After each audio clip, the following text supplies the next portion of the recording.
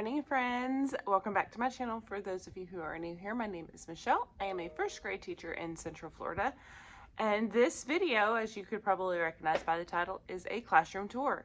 So we had our open house last night, so I figured this is a perfect time.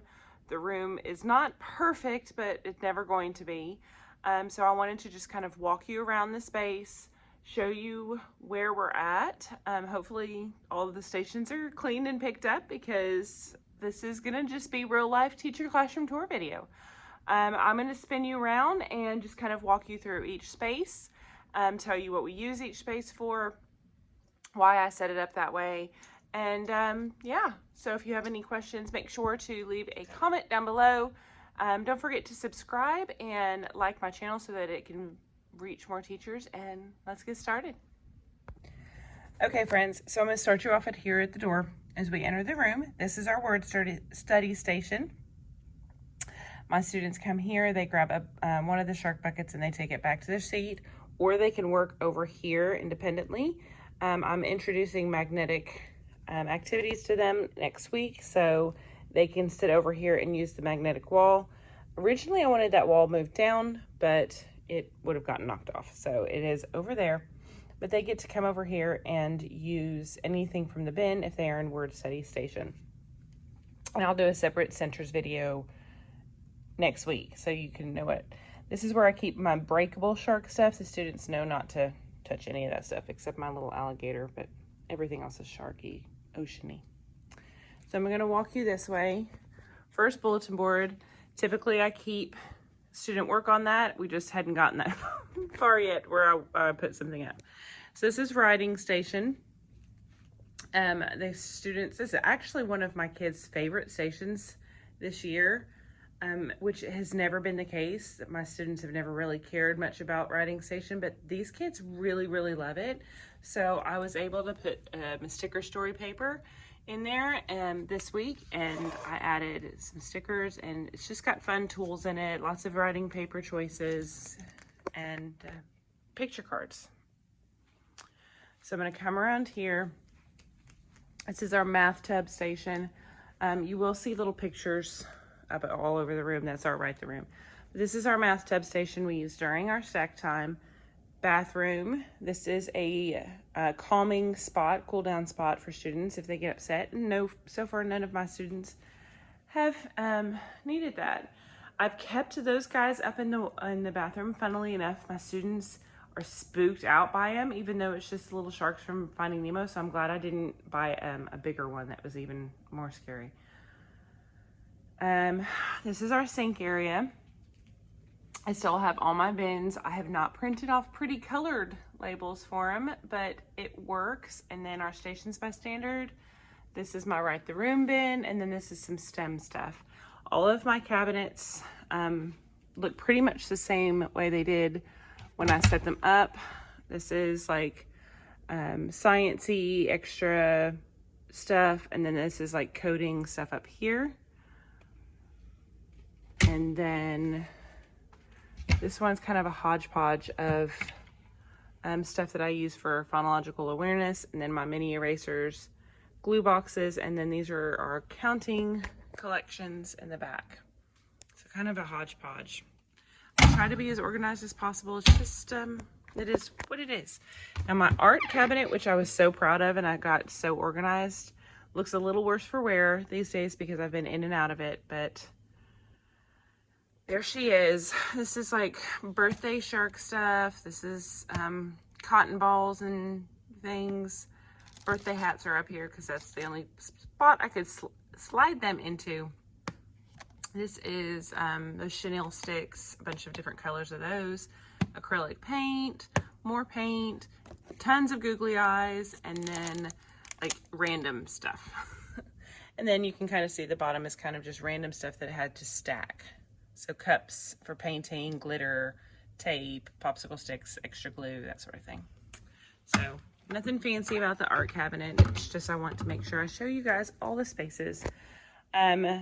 Here are my student pencils. This has worked out really well, this little tub. Probably the best version of the tub I've ever done. My students are doing really well with pencils this year. They get their 2 pencils in the morning, They hold on to those all day. I see a broken pencil. One of my students, I asked to put it up and he broke it.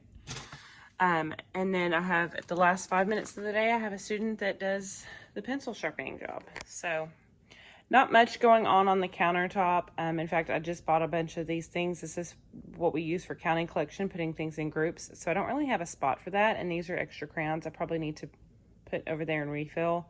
And then sidewalk chalk for outdoor recess, bubbles for outdoor recess. I'm hoping to get a tank and get some shark for a classroom pet. But again, that's something that is going to come throughout the year. Now I just realized there's a book on the floor. So our library station's probably their second favorite station because they get to read with book buddies. I need to remind them to put the book buddies in the bins. But I've been adding new bins to the library station over the last couple weeks, and they have been doing pretty well, keeping the books in their proper bins. And then I have one of my student jobs at the end of the day is the library checker. So he goes in and checks the library. And yes, I have that back there kind of hiding because this thing falls down quite often. So I figured I might as well just keep it with it for right now until we get it hooked up there better. But that's our library station. And again, I'll go through each center in a different video. Just nothing surprising over here. This is my cart of extra stuff I didn't have anywhere to put. My lunchbox for today, my sub tub. These are some dice I found at Aldi, actually. Fridge, teacher station.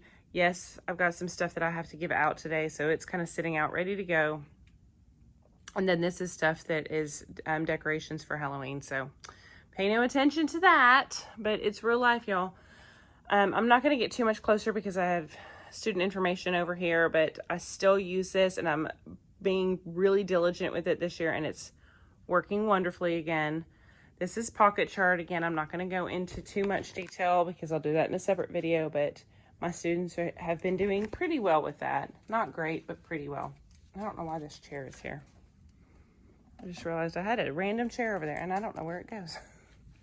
All right, so let's put that down. So our couch, one student picks to sit on the couch every week. Their spot is still at their table, but they get to sit on the couch for other times. Student boxes, these are their book boxes. They keep all of their books in it, and if you want me to talk about that, I'll talk about that in the center video. Just leave me a comment down below.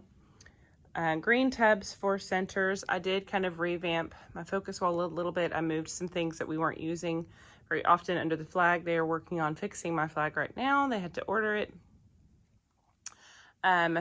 Calendar, and then our sight words for the week. And again, I don't want to get you too much closer to this because we have our author's chair stuff up over here. It's got student names, but you can see I keep that up every day right now just to remind them of who is sharing that day. And then this was their writing goals chart that they made. Let me see if I can flip this. Yeah, so that's their writing goals chart. Again, their names are on those sticky notes. So they picked their writing goal. We talked about, why we set goals for ourselves as students and what we can do. So, easel station. And then all of this is OG. And then this is like math tools and things that we need every day. I'm going to walk you over here. Thematic books that we're doing for the week. And then I think I've talked about my letters down here, clipboards, that sort of thing. I do have students that are using these chairs right now, so those are out. These are our busy bags. Those have been working phenomenally. They use them once or twice a week when I can get to it. Our alphabet chart and our number chart, you can see there's still a glare even though I sprayed them, which breaks my heart, but maybe I just need to spray them better. But, I can't spray them right now, so they have a little bit of a glare. And again, I'm going to try to cover a little bit of it. That's our stack wall, and our student names are over there, so they've got their groups. I'll go through my teacher station real quick. So this is like home base. This is where all the magic happens. Small groups have been working out very well. I usually have 3, maybe 4 students in a small group, but I try to keep it to 3. So these chairs are actually off-centered with the little dots most of the day, but the students understand that we just want to have a little bit extra space between us right now, if possible. Sometimes I've had 4 over here, and that's still been okay because from where they sit, it's actually about almost 3 feet from where their bodies actually are. So I don't worry about it too much. I try to give them space as much as possible, but it's been working okay so far. Plus, they're only over here for maybe 5 to 10 minutes. I try to keep it short and sweet. So they're not in close proximity for very long. But we try to keep it as small as possible. I just have to read with them, and I have to, we have to work on skills. And so I try to just get as much out of them as I can. In each one of these bins, there's different books, and again, if you want me to do a small group video, I do have a how I teach reading video coming out next week. I have actually been working on it, been filming it, but it's gonna take me a while to edit, so it will come out next week. All of these have books in it, lots of decodables in this one, and then some extra books for when I have students that are solid readers, magnetic letters. And then this is where I keep all of their group stuff. And again, I don't want to get too close because I do have student names on that. But, all of my students that are in this group, all of their supplies are in here and here and here. I'm glad I kept that. And I know my red bin, all of my bins need to be replaced. But again, that's more money out of my pocket that, that red bin works fine for now. It's just yucky looking. And then my guided reading cart, my teacher station, nothing fancy about that. I've shown you all this before, so I didn't know how much detail you guys wanted, but I did have some requests for it. All of my teacher books and extra supplies are in my cabinet here. This is holiday stuff. I got to put all that Halloween stuff over that I got. These are extra bins and things that we use for small group. Every single one of my cabinets has books in it. Let me go over those real quick.